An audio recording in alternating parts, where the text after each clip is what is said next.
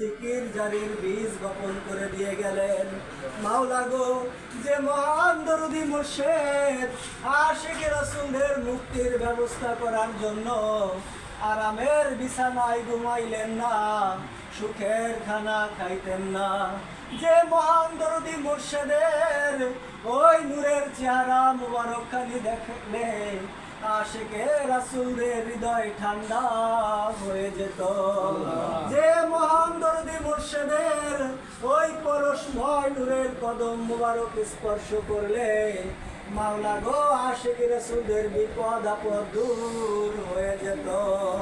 মাওলা গো, আমাদের মহান দরদি দিন দুনিয়ার কোহিনূর মুহাম্মদ ইসলামের পুনর্জীবন দানকারী, আকাশের পূর্ণিমার চাঁদ সুফি সম্রাট হযরত শাহ দেওয়ানবাগী দয়াল দরদি বান্ধব বাবাজান এবং আওলাদে রাসূল কুতুবুল আকতাব দুরুরে মাকনুন খাতুনে জান্নাত হযরত দয়াল মা রহমাতুল্লাহ আলাইহা সব নজর পৌঁছাও তিনাদের কলিজার টুকরা পরিবার পরিজন।